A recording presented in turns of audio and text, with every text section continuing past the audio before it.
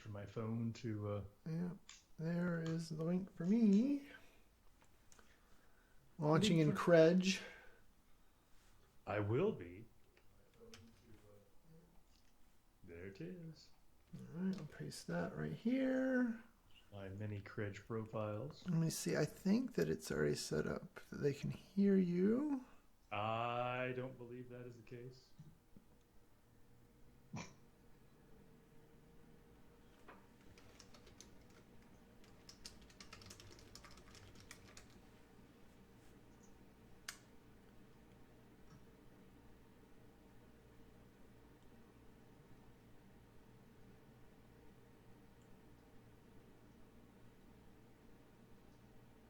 Tweeted. Oh, I see Teeper just got a promotion. You're supposed to tell me things like that before we go on air. I just saw it myself.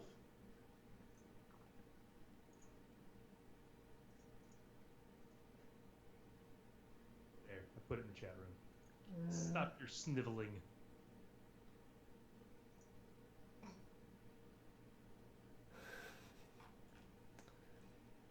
We could do a whole show on the Iowa caucuses too. Did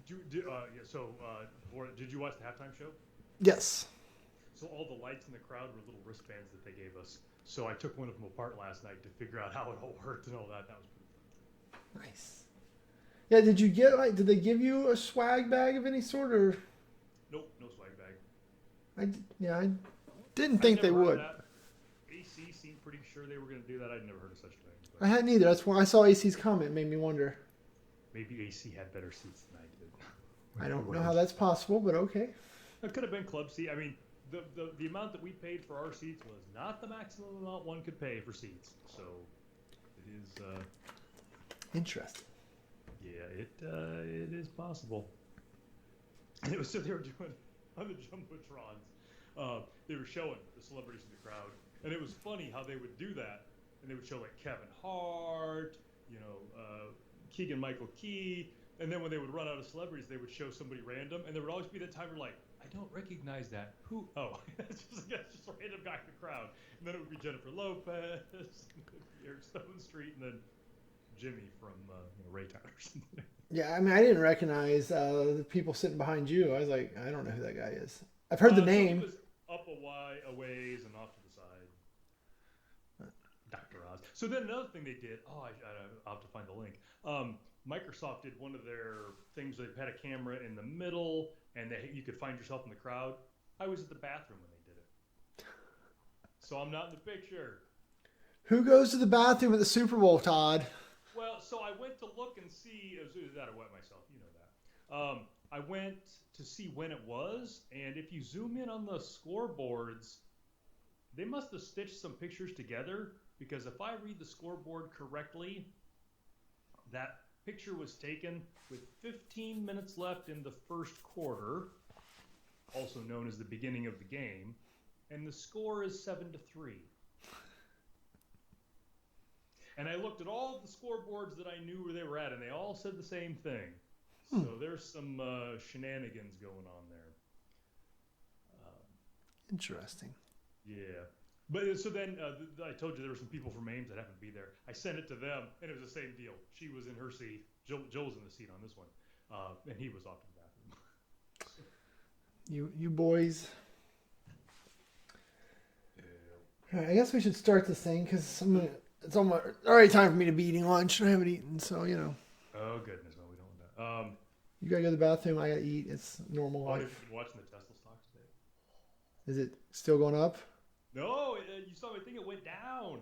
Well, I saw the sell off there at the end. So it's down today. Yeah, it's down to 771 now. Oh, down 13%. What? It was just crazy stupid yesterday, and now it's correcting. That's the stock market's so irrational. Completely made up and phony. Yeah, every bit of it. Yeah, that's why I keep trying to find other things to do than it. Yeah, and that's fun money. That's. Oh yeah. I mean, But for some people, right, like that one dude, right, that's a lot of money. Yeah, I would not. I mean, clearly with my 4 shares, I could not. I could not stand it anymore. You are out. Peace. I need to figure out what my buyback in price is. It's not 771, maybe 600. I think it's like 300. I think, right? I mean, the stock, if it holds true, it's just it's cratered so many times. So maybe I'll put in a bid at 400 or something. Yeah, I'm pretty sure I don't have any anymore. Jeff Hicks is very upset. He can barely hear me. You can barely hear him. Oh, and Jeff, I will not. I mean, you can't hear me, Jeff, but if you could, I will not be talking about the thing you and I talked about yet. There's not time in here today, but I have got that all working to my satisfaction. All right, let me do this then. I will. Oh, hang on, I can't hear you at the moment. Sorry, I switched the audio sources without, getting the second audio source ready, because that's a pretty smart thing to do.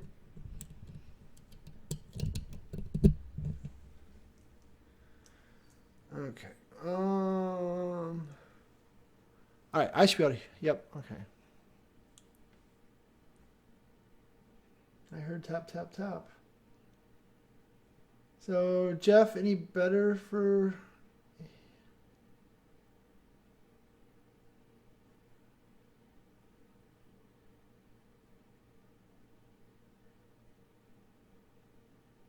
All right, well, here we'll...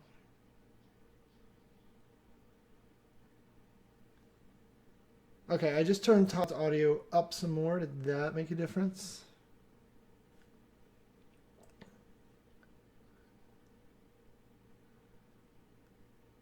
Yeah, well, and currently the Zoom, the white one's out too. Nothing from Todd?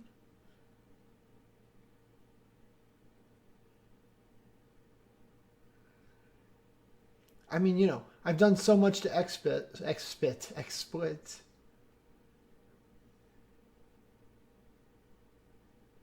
Nothing. That makes no damn sense.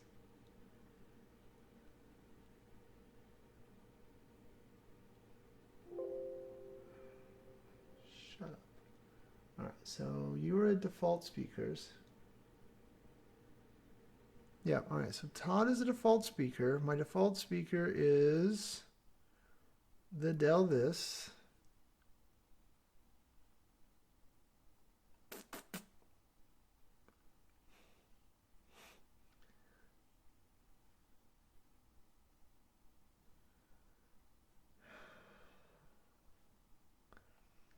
Why wouldn't I go touch a bunch of stuff I haven't touched in years?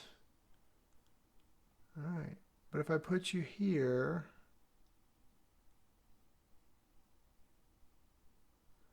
The Tesla stock's even dropped since you and I just talked about it.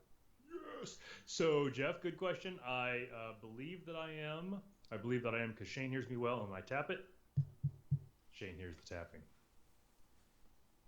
But yes, that was my first question as well. Now he can hear me.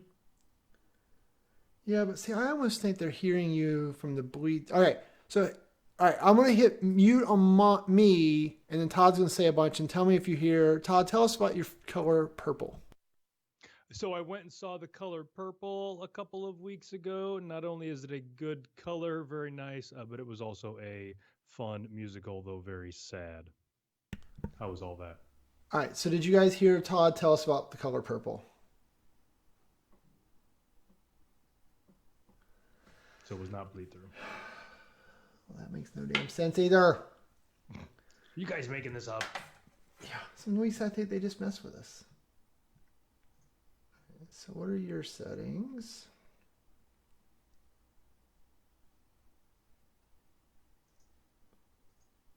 Okay, that should be fine.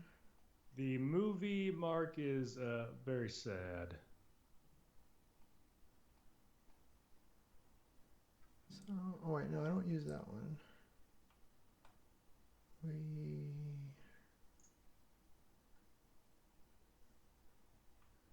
stream that.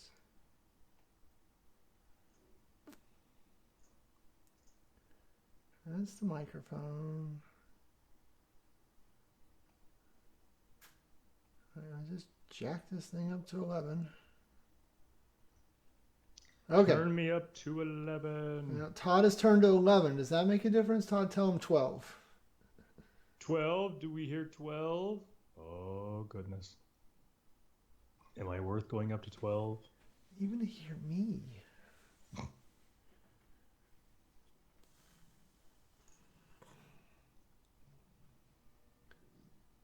Kevin, Mark, are you guys having the same problems?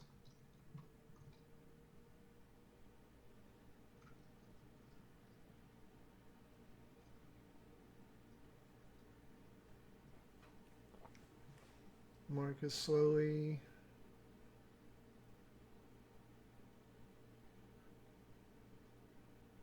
Come on, Kevin and Mark. Tell us something. I need answers. Get that banana out of your ear.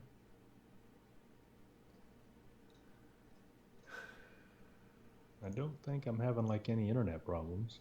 No, I mean, I hear you fine, so that's all that should matter. Yeah.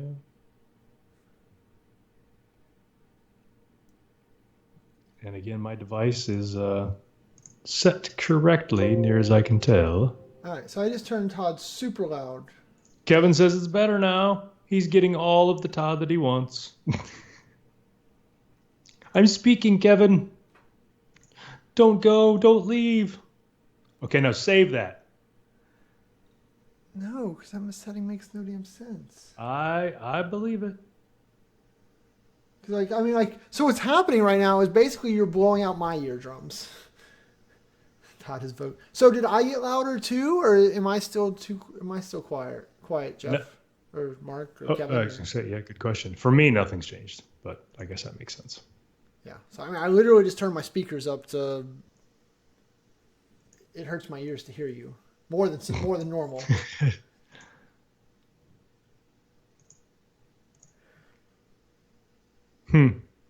See, both of those sentences out of context make no sense, but I agree. Okay, I mean, if you guys are happy, we'll record this. But these are some goofy setup right now. I believe it. And I mean, and why? So it does. I can see that. Hang on. No. Why would literally turning up my physical speakers change anything? Anyone? No, I didn't think so. You're not using your headphones, your earphone? No, because I put on the headphones, then they couldn't hear you at all. Interesting. So you are coming out of my speakers, and I just turned it up, so it hurts my ears. But I somehow am louder while you are by turning up my speakers. I don't get it. XSplit's screwing with you. So now Harold's saying I'm really loud. Yeah, see, I would believe you're really loud. I think you should be coming to them really loud. Yeah. Jeff, when I do the production, I normalize the audio as part of my Camtasia process. Okay. For sure for the video version, for the audio version, it depends. But yeah, I normalize it. All right, so I'm curious. I'm going to go click on I want to listen. You just want to click stuff. Can't stop yourself.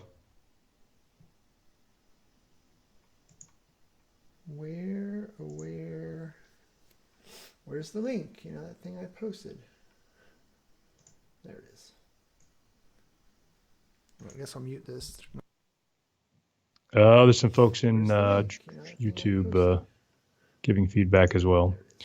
All right. So, Harold, I will. There's some folks in YouTube send you a thing feedback as well. All right. So, Harold, I will. There's some folks in the correct thing. Send you a thing feedback as well. All right. So, Harold, I will. There's some folks in the correct thing. Send you a thing feedback as well. All right. So, Harold, I will. So listening to YouTube, I think we sound pretty similar, but yeah, Kevin, I was getting the Todd repeat too. It was a little awesome. More Todd all around. So loud. Okay. So does everyone think we're at least good enough to try to record this thing? Since I was hoping to be done by now or starting.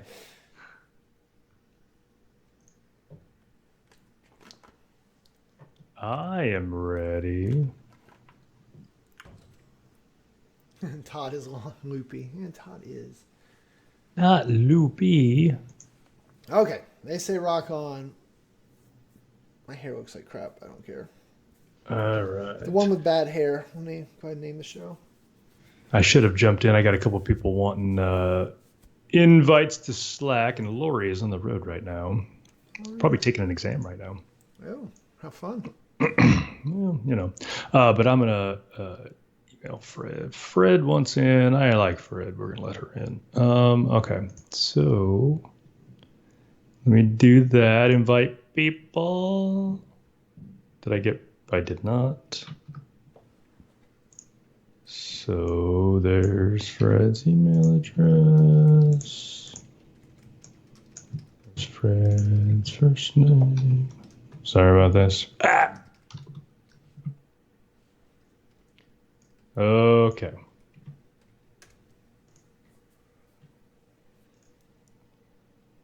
There you go. Okay, so Fred is in. I know Harold was going to try to jump in. I'll see if he's in there. No, he's not. Okay, so Harold, I'll catch you later if you're not in right now. All right. Okay, so ready to go? Oh. Okay. Lost without Lori here hanging out, doing all the invites. Okay, so the dealio, if I ever produce them. Jeez. 3. Hello, everybody, and welcome to Todd and Shane's Cloudy Podcast, number 449, recorded live Wednesday, February 5th, 2020, and perhaps one of the lost episodes, the forgotten episodes. We'll see. I'm a little behind on the production, but we'll see if we don't get this one out or not. Well, you got all those people running around doing the Iowa caucus. They lost a bunch of stuff, so maybe these episodes, maybe they'll find these when they find the hanging chads. I don't know. Well, and maybe I should get those folks that wrote the software that has been get them on this this production stuff. Maybe they're all going to have some free time on their hands pretty quick. Yeah, it's been a little hectic there in Iowa. So I'm glad you guys. I think you survived, though, right? Yeah, and I don't know how much time we want to spend on this. There's obviously been a lot of discussion about it. I wanted to clear up a couple of things that were out there. So one of the things is they were the results have been delayed because of a reporting software issue from a company called Shadow, and the news has said that Iowa paid $60,000 for this software, and everybody's like, I can't believe you're running a caucus on $60,000 software, blah blah blah. They licensed the software for $60,000. Other states also use this same software. Iowa did not have this software written for us. It was a company that sells this software. They licensed it for $60,000. And if you go out and look, the state of Nevada was also going to use it. They are not going to now. There's an article on Business Insider about it. It is not an Iowa thing. It wasn't 3 guys in their basement, in Coralville writing this stuff. The other thing that has come up is why this is so confusing, especially for people who in Iowa who are Republicans. The Republican Party and the Democratic Party in Iowa caucus differently. It's a completely different experience. And the Republican process is a strict vote. They send out a ballot, you check the box next to the person you want, they count them up, everybody goes home. The Democratic process is a lot different, and that is helping to contribute to part of these things because they've been changing the rules on that a little bit. So there was some confusion. So the caucuses started at 7 p.m. I was out by 8:30, home by like 9. There was one of my buddies on another side of town, and that was with 490 people, so not a small group. Another buddy of mine in town here was at a similar size caucus. He didn't get out till 11:30 that night because they kept having recounts and all of that. So there was a lot going on. The third thing that I want to say is for the Democratic side, the process is 100% transparent. So people are all like, oh, this software company was, created by the Clintons and Pete Buttigieg invested in it and it's all shenanigans. I don't know about any of that. But for the Democratic side, the entire process is completely transparent. So I can see in the room who is supporting Bernie And if the people who are reporting the results say there's only 10 people supporting Bernie, and I look over on that side of the room and there's 150 people there, it is immediately obvious that that is not correct. And all of it was up on a screen, and people were taking pictures of it with their phones. So when the final results were done, everybody in the room could see them. So if on the reporting site, it comes back that our precinct went for Hillary or something like that, there's 400 people with proof that that wasn't the case. So the Democratic side, very transparent. I don't think there's going to be any issues with that. So a lot of fun stuff. For the record, way more than I care. I just want to make a topical joke about you guys' ability to use software. Yeah, so I was on a call yesterday morning at 9 o'clock my time, and the first word out of the first was like, "What is going on in Iowa?" I'm like, yeah, everything's on fire. Cars are getting flipped over. It's just anarchy and mayhem. There's, yeah. No, yeah, and and really, it's right there was, I think we know it's well known, right, that I basically stay out of these arguments on Twitter and Facebook. Yeah, I can't. You can't. And somebody was, back to the whole $60,000 to write the software, back to that misinformation that was out there and they were talking about. And I was thinking, I could absolutely do that in Power Apps for $60,000 though. So, it was right. But once again, I was like, nope, just going to avoid. Yeah.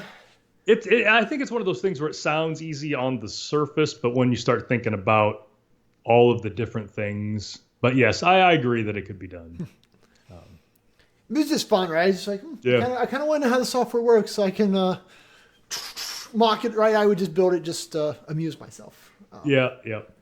But yeah, it's been fun. And every 4 years, I'm reminded how odd the caucus process is in Iowa and how many questions people outside of Iowa have on it. So I try to be that person that they can ask questions to, because it's a pretty weird process.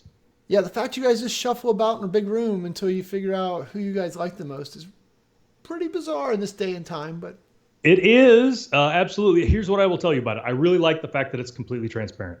Like, again, there is no way for any shenanigans to happen because of that, because you can see the entire room.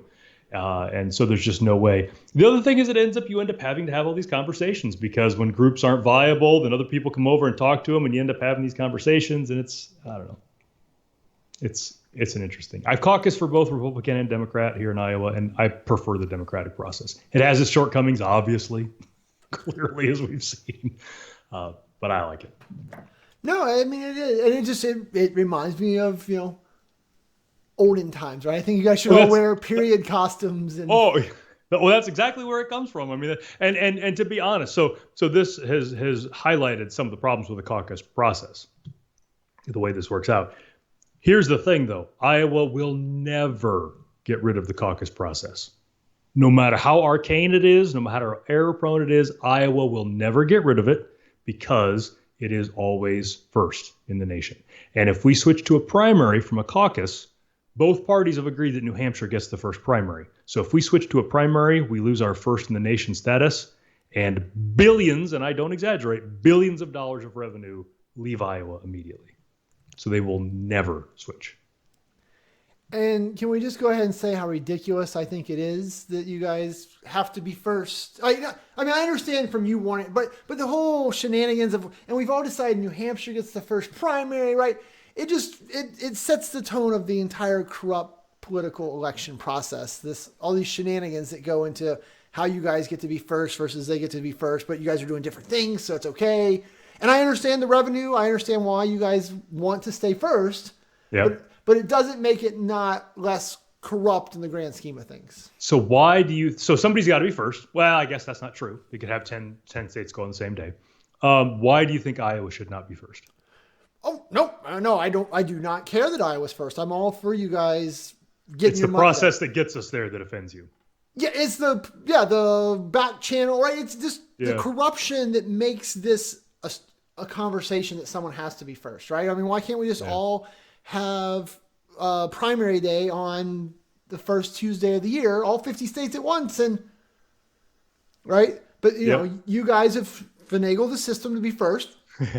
God help you, right? And to your point, you make billions of dollars, or you not make, but bring in billions of dollars of additional activity and revenue into your state for it. So God bless you. If you can do it, you can do it. But it doesn't make it overall help get rid of the corrupt politics narrative.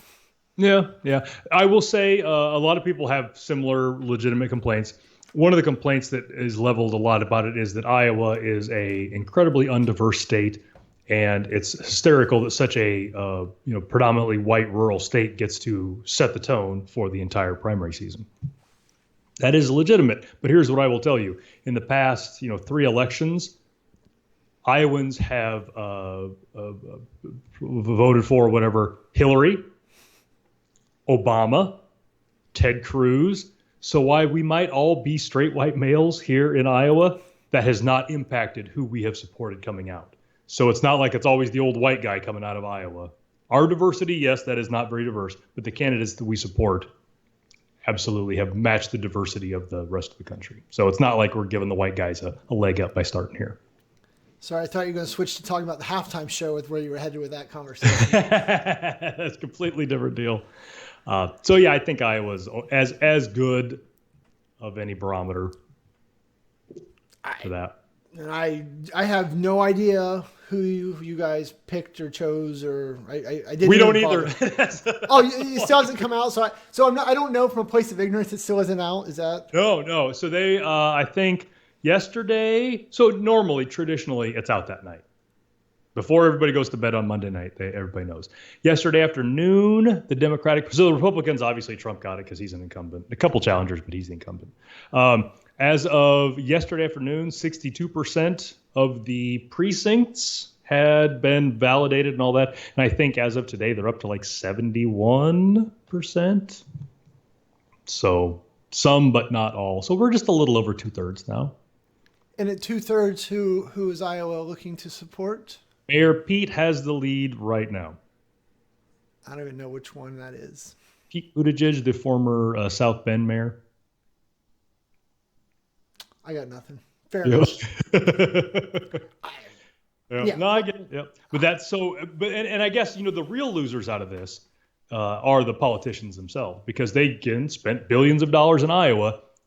One of them expecting Monday night to have a huge bump heading into New Hampshire, and they all left with nothing. So they had to go to New Hampshire. There was a private plane that was chartered at the Des Moines airport and was taking reporters and campaign folks and candidates and all that directly to New Hampshire, because there's really not a lot of direct flights from Des Moines to New Hampshire. So this was a charter. They ended up delaying that till like 1:45 that morning, but everybody was waiting because somebody wanted to be able to say, hey, we won Iowa, but none of them got to do it. So they spent all this money and all this time in Iowa, and nobody got the bump. That's going to hurt us in 4 years. I'm not going to lie. That's going to be a big deal. No, that's interesting.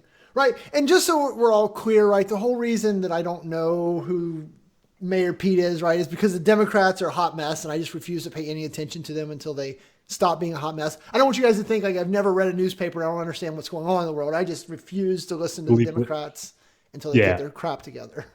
Yeah, and so I mean at the same time last year, so obviously there was no incumbents last election. So I mean at this point there was like 12 Republican candidates. So that was Cruz and Carson and Trump and all the. So it was that mess on the other side last year because there was all these people. But now there's an incumbent this year for one party. It's a lot to keep track of. Yeah. And so I'll let you educate me, right? Well, this is a political podcast apparently today. What is Bloomberg? Is he what ticket is he on?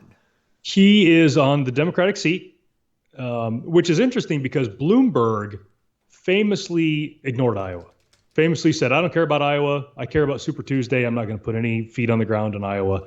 And it's looking like that might have been an incredibly wise choice for him because nobody came out of Iowa as a winner.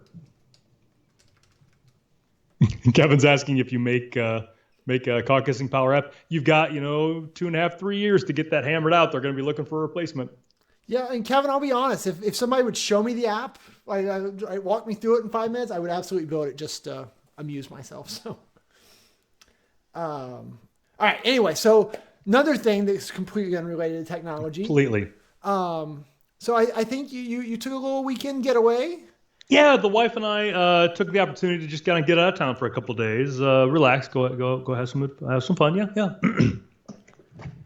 And what I mean, and was it just right? Just tell us how excited you are. I know as soon as I put the quarter in the slot here, the puppy's going to go. I'm going to go eat some lunch. I'll come back when you get done. But Todd, tell us about the experience of your Chiefs winning the Super Bowl and how it's the greatest moment of your life. Your kids won't hear the show, so they won't know that it wasn't them. No. And not all my kids have to go to college, so it's not a big deal.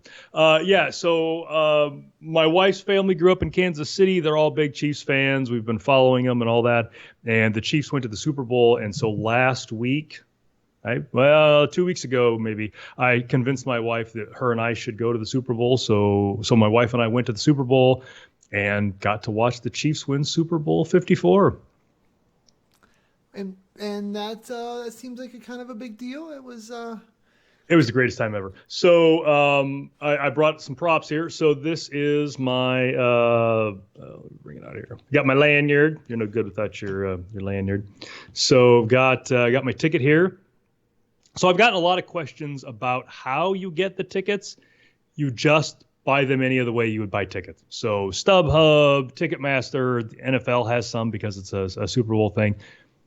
There is no scarcity of tickets. There's 65,000 tickets to this thing. Not everybody wants to go. If you ever want to go to a Super Bowl, just try to buy tickets the way you would buy tickets to anything. So. And so I assume they just, shipped you a nice little package, right? Because you got, like you said, you got a lanyard and some other stuff. So you just had like a FedEx envelope you needed to sign for. And yeah. So, there was that. So we got the ticket. We got our package came, and I think most of them do. We didn't do anything special for this. I would have not paid for this if that would have been an option. We got tickets to a pregame show. They sent us a NFL-approved clear bag that we could take, or two clear bags that we could take into the stadium. So that was cool. Yes, and that because of the cost of the tickets, FedEx would not drop them off, just tuck them in my door. They wouldn't do that. They also would not let us change any of the settings, so I couldn't just say, yeah, go ahead and drop it off. I had to go and sign for it in person no matter what. So I guess it might be the most expensive thing I've ever had FedEx to me, likely. I got that here a few days ago. So, yeah, that was, so you got there, right? You got to hang out. Was there any cool, what was the coolest thing, other than the game, right? So, take away sitting in your seats and doing that. Was it the pregame party? Was it just the energy? Was it the confetti raining down? Taking away the game, what was the coolest, piece of it? The pregame party was kind of weak, and there were a bunch of pregame parties. I think there was 6 of them, so I don't know that they're all no good, but ours was not great. It was Chiefs only, and like Pitbull was at one of the parties. We were not at the party with Pitbull. That would have been kind of cool. Got a soft spot for Pitbull, kind of like that guy. So the party was, it was okay. Like I said, I wouldn't have paid for it if I wouldn't have had to.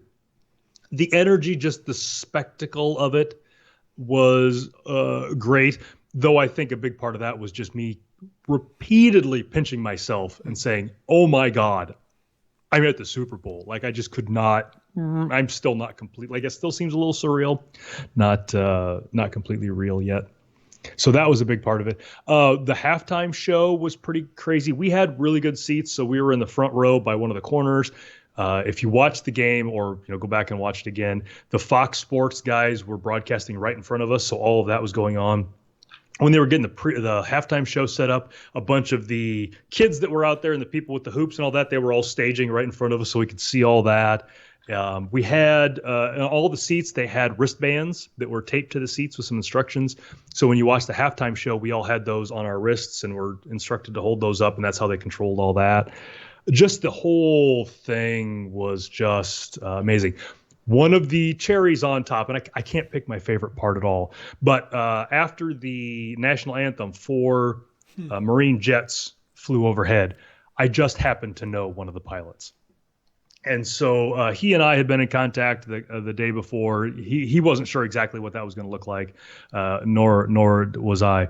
So somewhere towards the end of the third quarter, I guess it was in the fourth quarter, I got to go meet up with him. He's a few years younger than me. We grew up in the same town, 2,000 people. So I knew his family. I'd met him as a kid, but we got to take some pictures together and chat about people we knew. But knowing that he was one of the pilots that flew overhead was just pretty damn cool. And so I was curious about this. I didn't get a chance to ask you earlier. Logistically, right? Because, yes, he was above the game. He's only 1,000 feet above the game, but he's going several hundred miles an hour. Mm-hmm. I assume that there's not Marine jet parking at the airport. So does he goes back, he lands on base, and then he just gets in a car and just drives as fast as he can, like police escort back to the game type of thing? Or I did not ask him. That was one of the things I meant to ask him. I forgot to, but yeah, I assume that. Now, the thing is, he was going several hundred miles that way, but he can turn around and go several hundred miles back the same way, so he can land wherever he wants to.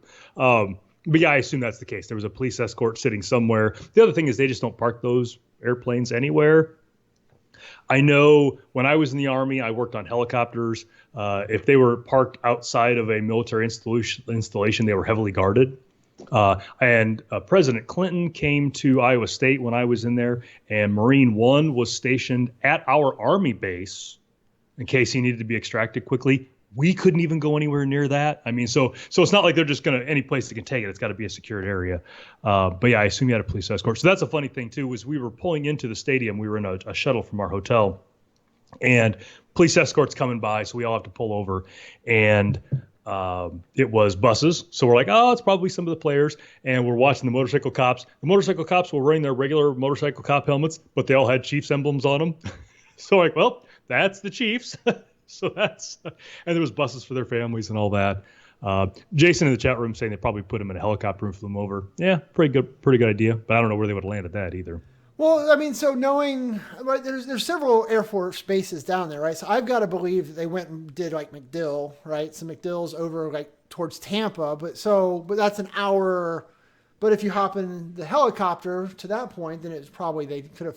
So that is the most interesting thing. Like next time you talk to this dude, I want to understand the logistics of.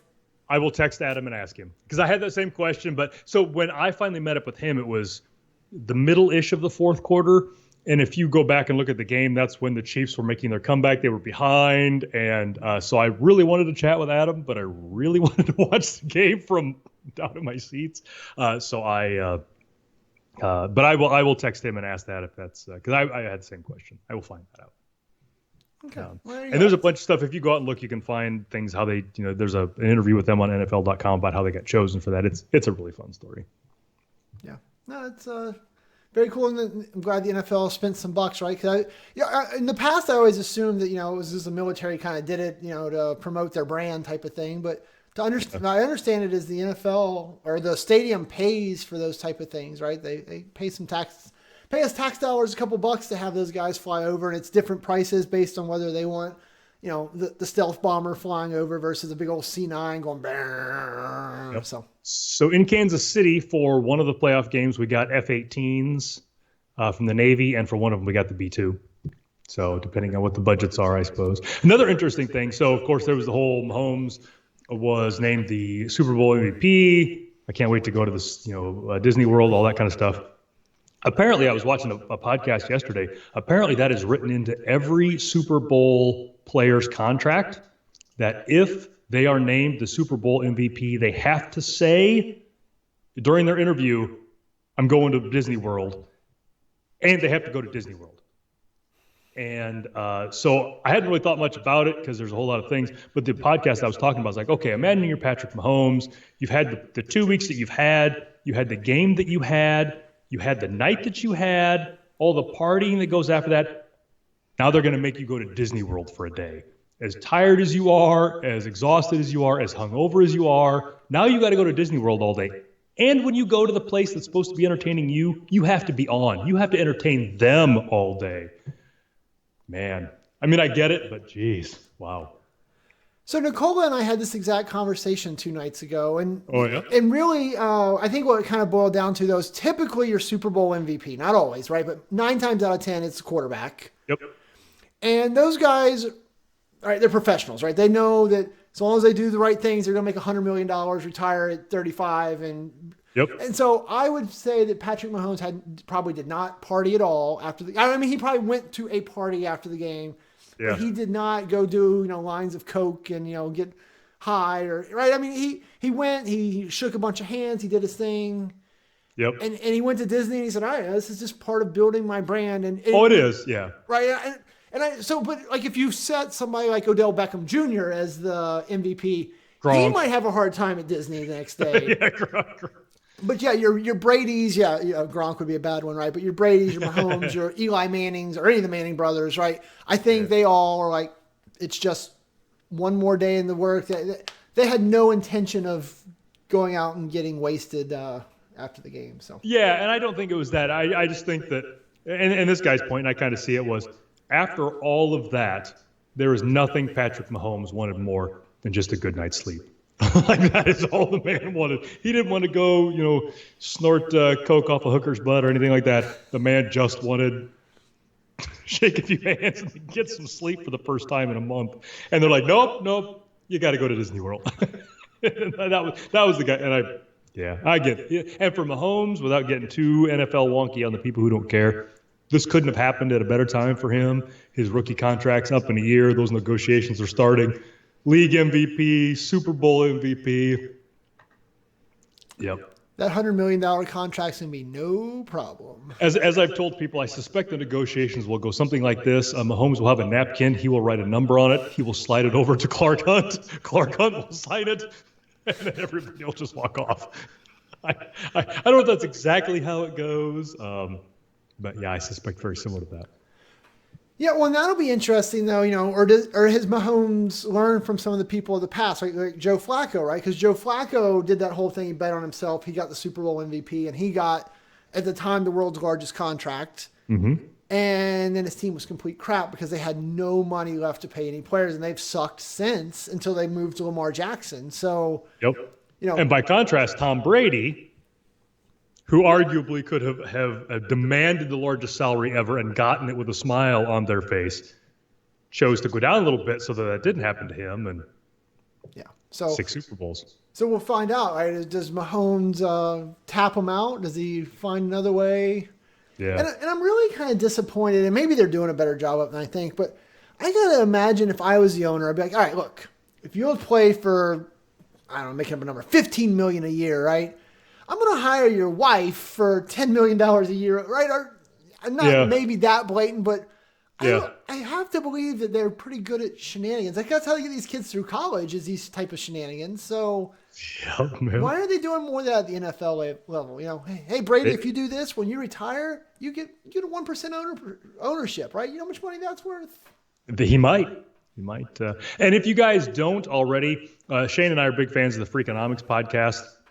They had an episode a year and a half ago about Jimmy Garoppolo, who was the quarterback for the 49ers, but they also cover a bunch of NFL things, and they replayed that one 2 weeks ago. It's an interesting one just to see how some of the sausage is made with the NFL. Yeah, how to stop being a loser or something like that. Right? Yep. So that's interesting. It was overall, it was just a tremendous experience. Again, I'm several days removed, and I still am not entirely sure that I believe that it happened. Still feels like it might have been a fever dream. It was pretty cool.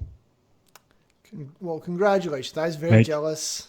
Yep. And if you guys are really wondering, I was right because with Todd, when he knew this opportunity presented itself, right, he kind of had the two devils on his shoulder, and I was absolutely one of the devils over there saying, "Bye."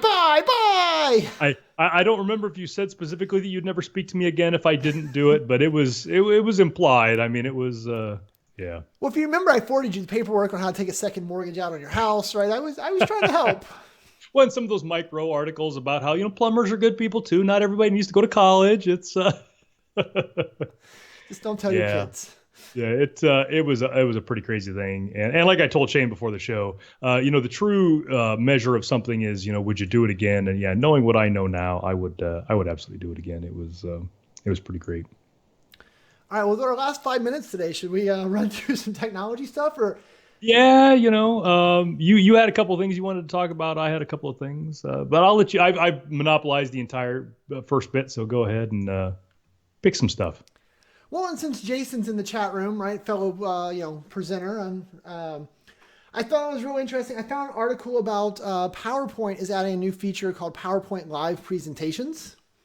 And so as a presenter, if I use the web experience to present from, which I would never have done on my own, but now I realize it's a new feature, you can put up a QR code at the beginning of the presentation. audience can take a picture of it. It'll load up the URL. And so then they can go and watch your presentation on their device. And not only do they get that, they also get the transcript or the closed captioning. So it's going to broadcast. They can translate that into roughly 60 different languages on the fly. They can fill out responses. So you can build surveys and things into your presentation mid-part. You can do a how did you feel at the end form built in. They can move backwards and see content that maybe they missed because they were in the bathroom, like you missed your photo on the one site. Yes. So I don't know. I was reading about it. It's not out yet, so I haven't played with it. But reading it, I was like, this would be really cool as a guy who does a lot of presentations to be able to, go and do that. Yeah, and so I did not see that when I saw a different PowerPoint thing. But as a presenter, I really like where they're going. So PowerPoint, I feel, has stagnated a little bit, or maybe it's just you and I have stagnated and haven't recognized all these things. But I definitely like this new interactivity that they're adding. Jason said he's used it. So I think I've got some presentations coming up here later this year. I'm going to take some time to see how I can work some of this stuff in. It's going to require a little more planning than you and I commonly do on our PowerPoint decks. But I really like the idea.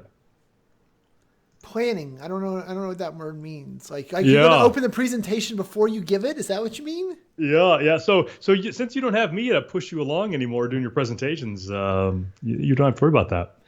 I honestly, I've gotten worse. If that makes you feel any better. I assume I was the only thing holding your stuff together. Yeah. Yeah. I mean, I've done multiple 8-hour days without a deck. Like I just show up and for Power Apps, that's probably a great way to do it. So yeah.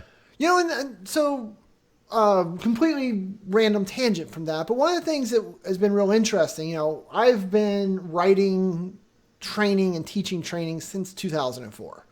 Yeah, right? 15 years. Yeah, right. Lots of SharePoint stuff. I've probably literally written a dozen different full-length SharePoint courses. Obviously you and I wrote the books together, right? We've done a lot in this space. Yeah. Oh yeah. And so, when I taught SharePoint, right, when we wrote this content, right, and I keep saying but it was both of us, one of the things we always kind of did was it'd be like, all right, here's a search module, and then here's a search lab, right? It was kind of like one-to-one, because in SharePoint, each topic they were kind of islands in a lot of ways, right? Search was one thing, PowerShell was one thing, manage metadata was another thing. They were kind of a bunch of islands. They interrelated, but overall they were individual topics. Yeah. And that's been the kind of technology training model for a long time. Well, yeah, and I was gonna say that's what we piggybacked on what was already out there. So yeah, that was. Oh yeah, right. That's the same way you teach pretty much any technology platform. And so when I set out to write that first Power Apps class, I kind of planned to do that, but Power Apps just doesn't work that way. So I've completely rebooted the model, and so basically, because everything is interrelated to do it right, I kind of teach it as one big hot blob. Yeah. But when I write labs for the classes now, instead of writing a lab on galleries versus labs on form controls and those type of things, I write one big lab as well that just builds an app and kind of incorporates all those topics, but it does them in the flow of the app instead of trying to say, here's a module just on this particular control. And so anyway, as I was pitching this to a customer a couple weeks ago, they were having a really hard time with it. It was really interesting to me, how, they were just like, no, if you're going to teach us a class, it needs to be, 32 hours of instruction over 5 days. It needs to be, and I'm like, I could do that, but that's not the right way to learn this platform. Right. And it's just always funny, how, sometimes people are so adaptive to change and things, and other times they're like, well, no, I mean, I'm adaptive to change, but the way that I learn about change has to be in this structure. And I don't know. It was just, you just reminded me of that all of a sudden. No, I think that's valid. I think it's pretty easy to get comfortable with things the way they are and not, think about changing things up. I can definitely see, I do most of my training on PowerShell and SharePoint, and I don't think that it lends itself well to what you're doing. But I definitely see how Power Apps does. So like making an easy app that has galleries and forms and all that, and then a more complicated app that maybe adds some other stuff, and then because each of those pieces of Power Apps you can go deeper and learn new tricks, and so that's kind of what you're doing. You're not teaching the technology, you're teaching the technique, the thought, the application of it.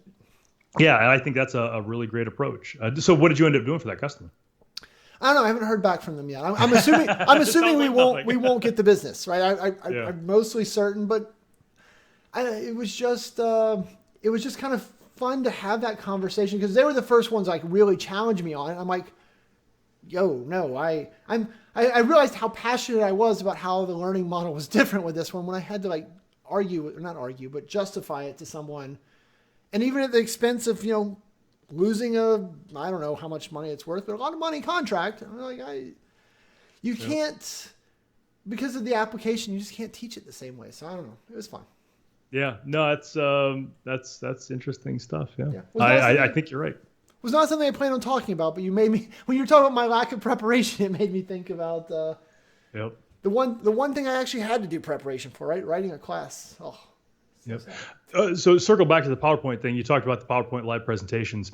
Another thing that I saw in this last week, and I don't remember if it's in the notes. Yeah, it's not in the notes. I saw a blog post on how to insert forms and quizzes inside of your slide deck so that if you distribute your slide deck before the class can go in, find your form while you're doing it, fill it out, and then you can see the results live on your deck in front of the class that they filled in. So that's, I keep seeing Microsoft Forms popping up. It's just getting bigger and bigger. No, I completely, and because of the forms conversation you and I had a couple weeks ago, I actually did an introduction to Microsoft Forms video and put it out there on YouTube just to start driving this home because it is interesting. Forms has been coming up a lot lately because, as you would point out, right, everyone's been using SurveyMonkey for so long. It was just kind of like, yeah, that's how you do that stuff. And now that we're talking about forms and you realize it's a little more integrated, it's got a little more flexibility about getting the data out of there instead of just dumping it into Excel. It's been kind of interesting how the different ways we can embrace that possibly. Yeah, and I think forms, I'm looking to see how many views you got on that thing. 3,000, so not bad. Not one of your bigger ones, but not bad. So when I see forms, I see two things. I see a SurveyMonkey replacement, and I see a Google Forms replacement. And I think Forms has the potential of kind of satisfying both of those needs. Those are both places where I have to use cloud services that I find myself wishing I could do it in the Microsoft ecosystem. So again, I could leverage the identities that I already have, collect the information in places I already own, things like that. Yep. Yeah, no, it's and we're putting it in front of different solutions in ways that probably don't seem natural, but it's working out pretty well. And you commented on the views, so I can tell you it's one of my fastest to 1,000. Right? Oh, awesome! It's only got 3,000 views, but it's also only been out there for 2 weeks. 2 weeks for 3,000 views is pretty good. And compared to some of the people some of my friends on YouTube, 3,000 is like a great lifetime number. So it's it's been a pretty popular topic with people. And the nice thing is my goal is then to be able to build on it, right? So now I can say, hey, if you don't know how to use Forms, go look at that one. But now we can start to do the more complicated.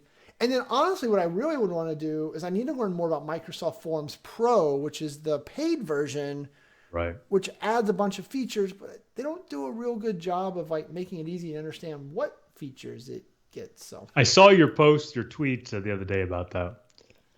Yeah. All right, so a couple minutes left. I've lost track of how long we've been going because we started late. I wanted to mention the Chromium-based Edge, since we've talked last, has been pushed out. It's general availability. Today, I switched over, made it my default browser. I've been using it for a while. There were some sync issues and login issues. They've long been handled. So it's really great. So if you are using Chromium Edge, obviously, most of the audience for this podcast is going to be Office 365 users and all that. You can now set up profiles like you could in Chrome. I've done some blog posts on that. But these profiles can now sync with Microsoft accounts, Office 365 accounts, Azure AD accounts. And that has been really powerful for me because those are accounts I'm doing everything with. So it's awesome that those all sync up. The other thing that has happened is one of the differentiators between Chromium Edge and Chrome is the ability to pin a page as an app. And loving that because of one word, Teams. So one of my many complaints about Teams is you can't have multiple instances of Teams up. So if I'm talking to two different people at a time, I have to switch back and forth, and that takes a long time. Or if I'm watching something like this thing with Shane, and somebody sends me a text, then I have to go change the chat thing, and it's all ugly. But with Chromium Edge, if I browse to Teams in the web, I have an option to go pin this page as an app, and it turns it into a web app. And honestly, it's not 100% parity, but as I'm so I always have the full Teams client and then a Teams app open, and I end up moving them back and forth depending on what I'm working with. I get them mixed up. I forget which one I'm working on. I know there's some color differences and all that, but the functionality isn't so horrible that I'm like, oh, I got the app one, I need the whatever. So I plan on doing a blog post on that and just showing how to do that. But now, and it shows up in your taskbar as Teams, not as Edge. You can have multiple profiles. I'm really a big fan. Well, yeah, I would love to see more of that content out of you because you've been my Credge pusher, and so I've installed Credge, and it just replaced Edge, right, which is my default browser, but I don't use. If that makes any sense. Completely, yep. And so I would like to do more with it. And like I read about the apps, and I heard that like the Outlook app is apparently amazing also. Yep. I've heard that, yep. And so, but I think, maybe you could use this as an opportunity. Now I'm pitching you on ideas. Is you should go and do like you never made the video around like how to do the Google people. You talked about it a little bit, but like I think you could go make some content around some of these things right now, and maybe capture yourself 3,000 views in 2 weeks, and feel the power. Yeah, so I've got all those so I've got a OneNote that has blog posts I'd like to write. I have both of those topics outlined and all that. So yeah, it's a possibility. So Jason sent me something in Slack and I can't open it. Jason, put a description in there so I can tell what it is because I can't get it to open in my browser. So yeah, the Credge things worked pretty well, and so I think there's the profiles, the syncing, the apps. I think there's some real value for Microsoft-focused professionals. I've also heard it's faster than Chrome for like things like Power Apps. I haven't tested that, but I've heard anecdotally that it is it's a little bit faster even. So yeah, I've not noticed that. It has the same option that Chrome does where you can leave it going on in the background. I can tell you that with all the instances of Credge I have open, it's soaking up lots of RAM, but I think that's because of decisions that I've made on how to use it because I have multiple profiles open and apps and all that. But it's, it could be faster. I'm not sure. Yeah, I have 5 profiles open right now. I get the problem. I had 32 gigs of RAM and I use all of it on any day with just browsers. Yeah. So Jason, the thing that you posted was something that Shane and I had. I wasn't sure if we were going to talk about it, but since somebody brought it up, right before Shane and I went live, Mary Jo Foley posted that Microsoft made some realignments, as they often do. And your friend of mine, Jeff Teeper, is taking over Teams, as well as he already had OneDrive and SharePoint, ODSP, as the cool kids call it, and Office. Now he owns Teams as well. And then the Windows client and the hardware teams are now being consolidated under Panos Panay. So he's for those of you who've watched any of the Surface releases and all that, he's the guy that does those. So fun things afoot. For those of you that go to conferences and things like that, Jeff Teeper, the godfather of SharePoint, the guy arguably that brought SharePoint back from the dead, 5 or 6 years ago, 7 years ago now. Incredibly friendly guy. Just super nice to talk to. I'm always amazed that he knows who I am and that he always, is happy to hear from me and all that. So yeah, if you ever see him, he's a good guy. Yeah, I think he retweeted something or liked something I did the other day. I was like, oh, Jeff, thanks. So congrats, Jeff. We know he's a longtime listener as well. I'm pretty sure his ascent started when he started listening to our podcast. So Jeff, good to talk to you. Good job, man. Yeah, and he literally, as we speak in hyperbole a lot, but in 2012, 2013, a lot of us SharePoint folks were sure that SharePoint was dead, that Office 365 was going to take it away, that the word SharePoint would never be uttered again, that Office 365 would have sites. Matter of fact, it said sites in the waffle.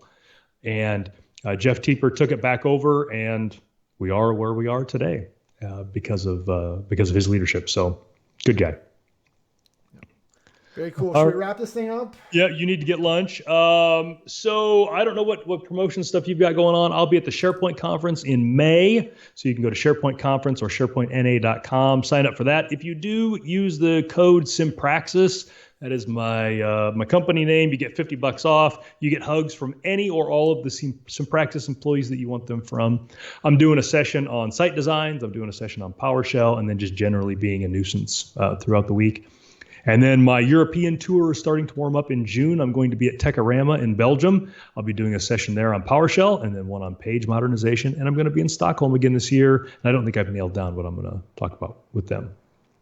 What do you got going on? Oh, I'm going to do a local user group this Friday. I'm going to drive to Lexington, Kentucky, and do the Common Data Service. And then I'm doing Cambridge, England's user group remotely.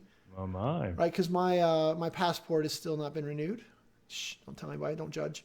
So I'm going to do that here, I think, the following week. So by the time this last episode is posted, right, we're in the year 2020, folks. So just for perspective. So that's all I got. That is all I have. Thanks, everybody in the chat room, for helping us with our audio problems. I'm going to stick around here for a little bit. Thanks to you, Shane, for squeezing me in. I know they got you working a lot over there. So that's it. And also, if you guys want to reach out to us on Twitter, I'm Todd Clint. He's Shane's Cows. We will answer tech questions, caucus questions, Super Bowl questions, dog questions, whatever. But thanks, everybody. Have a good day. See ya. And we're out. Can't wait to hear how the audio turns out in this thing. I muted myself. That was the reason I was always so slow to come back to you. I was trying to mute myself. I just can't believe we weren't getting microphone bleed. And well, I just figured it's because you were slow-witted in general. Yeah, I mean, there's some of that too. I am the unwelcome guest in my kidney. He got a little grumpy a couple days ago. He's still hanging out. Damn, man. I know. Like, I thought I was all done with that. I don't realize most of you don't care, but right. I thought I was done. I went back to the doctor last Friday, like just so they could get my copay and call it a day. They took an X-ray and they're like, "Are you sure you're still not in pain?" I'm like, "No." You showed me that big monster still sitting there, so I get a month to get rid of it before I have to get it surgically removed. So. Oh my. Yeah. That sounds horrible. So then I started back on the Flomax, and I told you I was not a big fan of that. So I started that again, and then Monday night, man, it was not comfortable. So. Dude, that's horrible. And everybody I've talked to says that is just like the worst thing ever. I still want my trophy though for right. I woke up at 5 a.m., dying. Mm-hmm. I self-diagnosed as kidney stones, even though I never had one. And so I just laid on the floor for 3 hours until urgent care. I mean, just literally, getting sick. I was in that much pain. By not going to the emergency room. I am not paying them people $10 million. I will wait 3 hours. Yeah, you're an idiot. I would have gone. Yeah, well, I valued I valued the money more than you did, apparently. Yeah, no, I'm yeah, and I say that, but there have been times when Jill has drugged me to the doctor because I would not go, so I can't really take too high of a horse on that, but I get it. But yeah, so that was a rude part of it. That's too bad. I had something else I was going to tell you about. What the hell was it?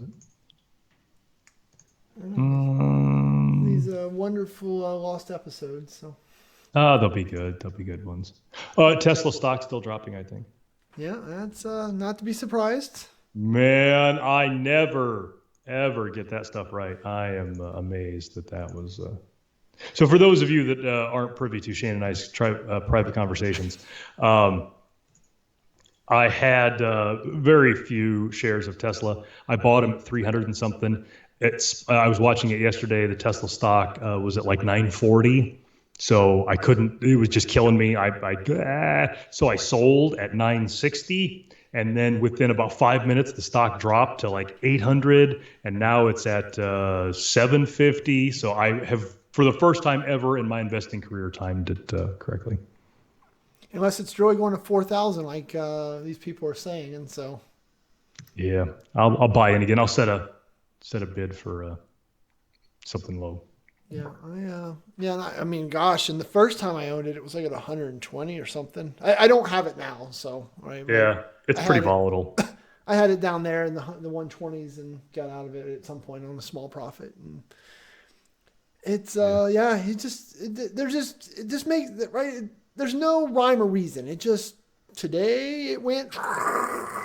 Yep. So. Yep, and that's why I got out. I didn't figure it could sustain that. Yep. So, all right, we'll go grab some lunch. I am also going to grab some lunch, even though I am 1 hour behind you. We'll go for lunch at the same time. All right, man. Good to see you. See ya. Chat room. Thanks, guys. Thanks. Bye. Bye.